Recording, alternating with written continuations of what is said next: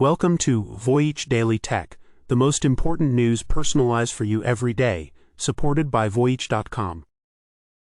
After listening to today's news, you'll know, first, Spotify bets on OpenAI to win the music AI war, tackling the deluge of 7 million AI-generated songs per day. So we'll discuss why this partner versus build strategy is a critical dilemma and what it means for the future of content platforms. Second, a media mega coalition, including Disney and Warner Brothers, urges the EU to regulate smart TV gatekeepers like Google and Amazon. We'll explore how this unprecedented alliance could transform media distribution and what it signals for the battle over platform control. Third, the UK's financial watchdog gives US AI firm Palantir access to sensitive data, raising fears of a financial pre-crime system. We'll examine how this outsourcing strategy contrasts with Europe's push for sovereign AI and its implications for national data security. Fourth, Samsung reverse engineers Apple's AirDrop for the Galaxy S26, punching another hole in the iPhone's walled garden. In this episode, we'll break down this critical development and what it signals for the future of platform interoperability and ecosystem competition. Fifth, the US bans Chinese EVs with 100% tariffs over data security, despite 40% of American consumers demanding access. We'll analyse why this clash between national policy and consumer demand is a turning point and how it could affect the global EV market.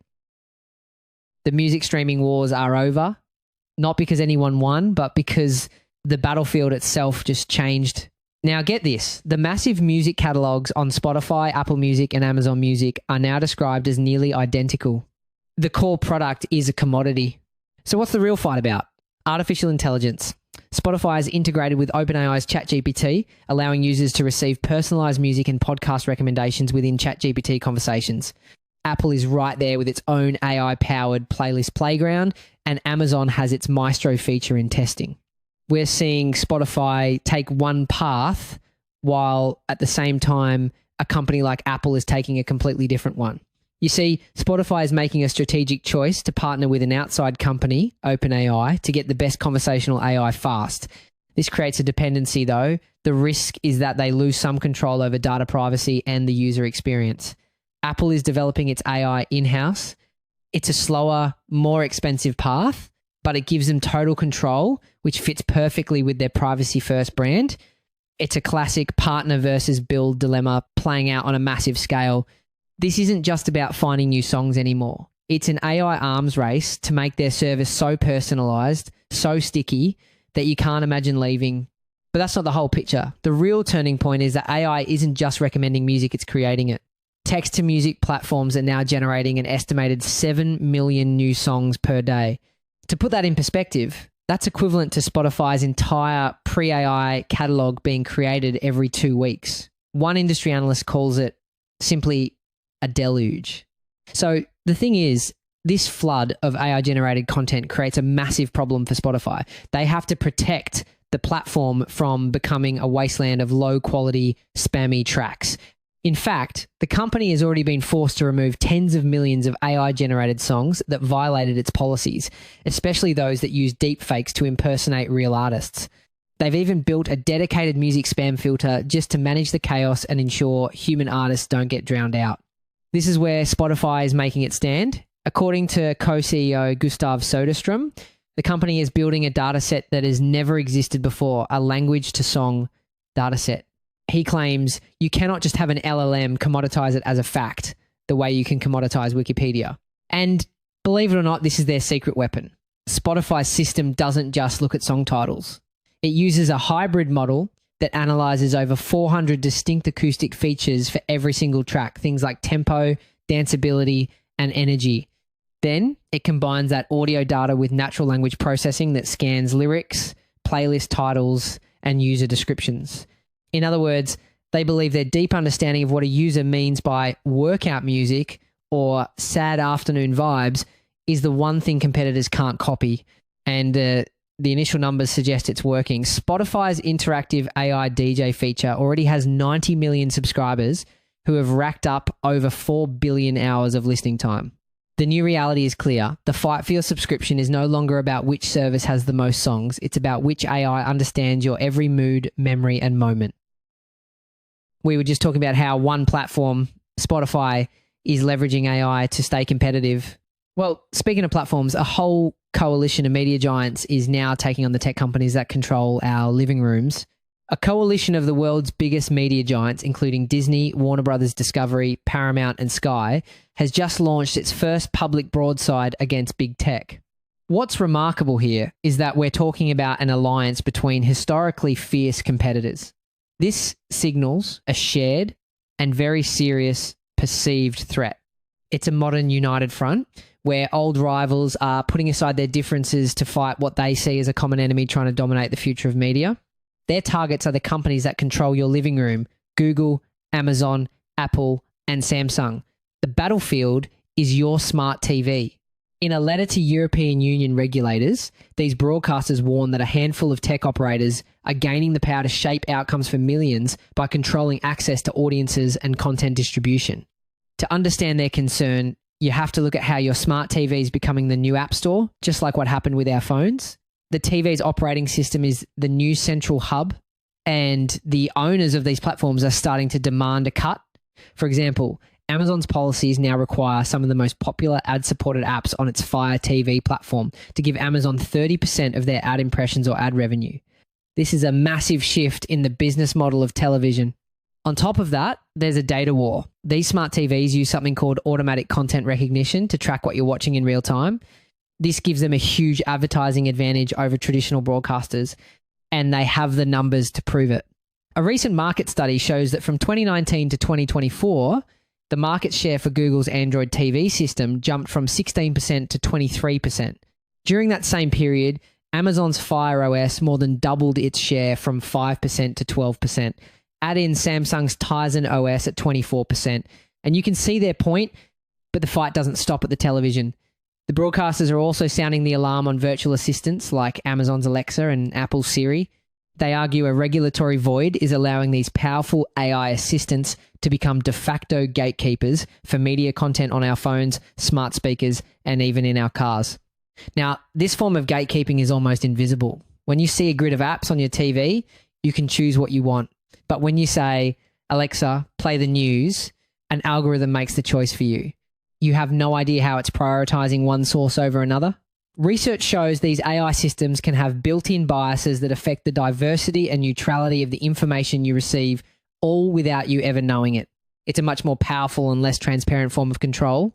This is why this media mega coalition is demanding the European Union bring its toughest tech rules, the Digital Markets Act, down on these platforms. They are pushing regulators to designate smart TVs and virtual assistants as gatekeepers, even if they don't meet the usual benchmarks. This is where the situation takes a more complex turn. The EU's Digital Markets Act actually has a special provision. It doesn't just look at a company's revenue or user count. It also allows regulators to use qualitative criteria, things like a platform's ability to lock users into its ecosystem or its powerful network effects. This is the legal tool the media giants want the EU to use to declare that even if these platforms aren't the biggest in every category, their strategic control over our living rooms makes them powerful gatekeepers that need to be regulated. So while Europe's media titans are pushing for more regulation on American tech, the UK is taking a very different approach, actually inviting a controversial US AI firm right into the heart of its financial system. The UK's top financial watchdog is handing that company, Palantir, access to a trove of its most sensitive data. This includes everything from case intelligence files and information on so-called problem firms to recordings of phone calls, private emails, and even trawls of social media posts. The deal, a 3-month trial, is to help the Financial Conduct Authority, or FCA, tackle crimes like money laundering and insider trading. However, if you zoom out, you'll see this small trial fits perfectly into a well-known business strategy called land and expand. A company gets its foot in the door with a small project, but once its proprietary platform is integrated into a critical agency's ecosystem, it becomes incredibly difficult and expensive to ever switch to a competitor. This creates what's known as vendor lock-in, and it's how a small trial can grow into a massive long-term dependency. The ethical complexity here is that as Palantir's system analyzes patterns to predict crime, there is a very real danger it could become a financial pre-crime system. This means it could flag individuals or firms based on predictive models, not concrete evidence of wrongdoing, potentially leading to investigations based on an algorithm's guess. In Germany, the use of Palantir's software by police was actually ruled unconstitutional over these very concerns. But it's the company chosen for the job that's raising alarms. Palantir already holds over £500 million in UK public contracts, including with the NHS, military and police. What really brought this to a head is the massive strategic choice the UK is making. By outsourcing critical data infrastructure for health, defence and now finance to a single US company, the UK is going down a very different path from its European neighbours. Major EU nations like France and Germany are investing heavily in what they call sovereign AI, building their own domestic champions to avoid this exact kind of dependence. Palantir's technology has been used by the Israeli military and in the US president's ICE immigration crackdown, leading some UK politicians to call it a highly questionable and ghastly company. The deal has raised concerns, even inside the FCA. One source asked, once Palantir understands how we detect money laundering threats, how do we know that they are ethically reliable enough not to go to share that information? And that source is right to be worried. The risk here goes far beyond just data privacy. If Palantir's AI learns the FCA's most sophisticated, secret methods for detecting financial crime, that knowledge itself becomes an asset that could be exposed, effectively providing a roadmap for sophisticated criminals on how to evade the UK's financial defences. Experts are warning of very significant privacy concerns, especially because the data will contain personal information on countless innocent people, including bank account details and phone numbers. The FCA insists it has strict controls. It says Palantir is only a data processor acting on its instructions and that all data must be destroyed after the contract ends. But let's look closer at that claim. Actually, preventing a sophisticated AI platform from learning is incredibly difficult. Even if the raw data is deleted, exposure to such a unique, high-value data set can subtly improve its core algorithms. Think of it like a student who reads a rare book in a secure library. They don't steal the book, but they walk away with the knowledge. This is a known risk called model memorization, where the AI retains patterns and insights long after the original files are gone. And here's the detail that reveals the true stakes. The FCA considered using scrambled or dummy data for this trial, which is standard practice. Instead, the agency decided that using real, live, highly sensitive data was the only worthwhile test. That whole debate over Palantir is about access to sensitive, closed-off data. And interestingly enough, that theme of breaking into a closed ecosystem is playing out in a completely different way in the smartphone world. The story begins with a decision that caught everyone by surprise. A massive wall between the two biggest rivals in smartphones just came down. Samsung has announced that its Galaxy S26 series will soon support cross-platform file sharing with Apple devices through QuickShare. For years, the inability to easily share files between an iPhone and a Galaxy has been one of the biggest frustrations in tech. That ends now.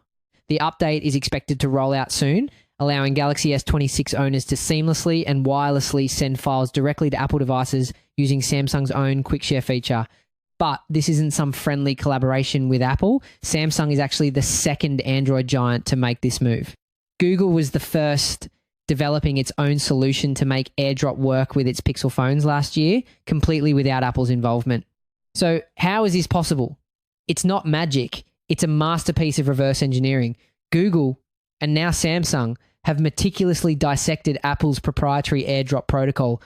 This system, which Apple calls AWDL, or Apple Wireless Direct Link, uses a combination of Bluetooth and Wi-Fi to create a direct peer-to-peer connection. By figuring out how that handshake works, they've managed to teach Android how to speak Apple's language. The risk, of course, is that Apple could change its protocol in a future iOS update, breaking this connection and starting a perpetual cat and mouse game for Android developers. So what we're seeing isn't a truce. It's a strategic push from the two biggest powers in the Android world, Google and now Samsung, building their own bridge into Apple's heavily guarded ecosystem. This isn't a feature that's on by default. Users will have to go into their settings and specifically enable the option to share with Apple devices. For the connection to work, both the Samsung and Apple devices will need to have their sharing settings open to everyone. Now, that everyone mode is a huge deal. While it enables this new cross-platform sharing, it also opens a door to a well-known problem: digital harassment or cyber flashing, where strangers send unsolicited images. In fact, reports of this on UK trains doubled in 2019, forcing Apple to take action. In a later iOS update, Apple changed the everyone setting so it automatically turns off after 10 minutes. It's a critical security trade-off, and it's not clear yet if Samsung's implementation has similar safeguards. This all begs the question, what's the real end game here? For over a decade, the friction of switching from an iPhone was a powerful tool for Apple.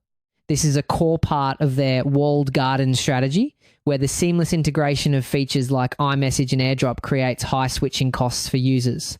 Now, the two largest Android manufacturers on the planet have independently engineered a way around it. And this isn't happening in a vacuum. This industry-led push for openness is running parallel to a government-led one.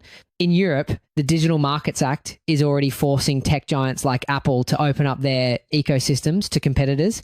So this move by Samsung and Google could be seen as both a competitive jab and a strategic move to get ahead of regulators. The message is clear. The battle for your loyalty is no longer being fought with walled gardens, but with open gates. The big question now is, how will Apple respond? History shows they don't take this kind of thing lightly. Just last year, they moved quickly to block an app called Beeper Mini that brought iMessage to Android, citing security concerns. Apple could try to block this technically, challenge it legally, or strategically ignore it to avoid looking anti-consumer. Whatever they choose, this fight is far from over. It's fascinating to see the walls of Apple's garden starting to crumble, but while some tech walls are coming down, the US government is busy building a massive new one, this time for the auto industry. A US senator just went on the record with a statement that draws a hard line in the sand. His words, "As long as I have air in my body, there will not be Chinese vehicles sold in the United States of America." This isn't just political theatre. The US government has erected a massive financial wall, effectively banning these cars with tariffs that exceed 100%. The core conflict is a battle over what Americans can and cannot buy. Now, this isn't just about protecting American auto jobs, though that's a huge part of it. The other major argument is about data security. Modern cars are essentially computers on wheels, collecting vast amounts of data from your location history to your driving habits. The concern is that under Chinese law, companies can be compelled to share that data with their government. But what many people might not realize is that cybersecurity experts point out that nearly all connected cars, regardless of where they're made, have vulnerabilities. The focus on Chinese vehicles is amplified by geopolitical tensions, making it a complex mix of legitimate security questions and economic protectionism. So what exactly is being kept out?